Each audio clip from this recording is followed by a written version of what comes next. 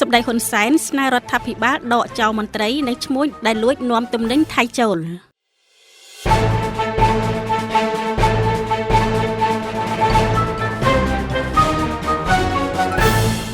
សម្ដេចហ៊ុនសែនប្រធានប្រសិទ្ធិស្នើទៅរដ្ឋាភិបាលនិងអាជ្ញាធរត្រូវកម្ចាត់ចោលមន្ត្រីនិងឈ្មួញដែលលួចនាំទំនិញថៃចូលតាមព្រំដែនពេលនៅបិទនេះបិទតាមសារតាម Facebook របស់សម្ដេចហ៊ុនសែននៅយប់ថ្ងៃទី8ខែតុលានេះសម្ដេចហ៊ុនសែនបានសង្កត់ធ្ងន់ដូចនេះខ្ញុំសូមស្នើរាជរដ្ឋាភិបាលនិងអាជ្ញាធរគ្រប់លំដាប់ថ្នាក់កម្ចាត់ចោលមន្ត្រីនិងឈ្មួញដែលនៅតែបន្តលួចនាំទំនិញថៃចូលក្នុងពេលព្រំដែននៅបិទដែលធ្វើឲ្យអ្នកជិតខាងយើងមើលងាយយើងថាអត់ទំនិញគេមិនបានប្រសិនបើខ្ញុំនៅធ្វើនាយករដ្ឋមន្ត្រីដោយពេលមុនខ្ញុំមិនបាច់និយាយភាសានេះទេគឺចេញបញ្ជាចាប់ខ្លួនឬដកចេញពីមន្ត្រីតែម្ដងប៉ុន្តែសូមកុំគិតថាឆ្មាមិននៅក៏ដល់ឡើងរាជឲ្យសោះសម្ដេចហ៊ុនសែនបានលើកទឹកចិត្តឲ្យពលរដ្ឋនៅតាមព្រំដែនបញ្ឈប់ការប្រើប្រាស់ប្រាក់បាតថៃនិងឈប់កំណត់ប្រាក់ឈ្នួលធ្វើការតម្លៃទំនិញឬតម្លៃសេវាជាប្រាក់បាតថៃទៀតដោយបដូរជាប្រាក់រៀលដើម្បីពង្រឹងរូបិយវត្ថុជាតិប្រសិនបើស្រឡាញ់ជាតិត្រូវទុកក្រដាសប្រាក់ដែលមានព្រះឆាយាល័ក្ខណ៍ព្រះបិតាជាតិព្រះមាតាជាតិនិងព្រះមហាក្សត្រយើង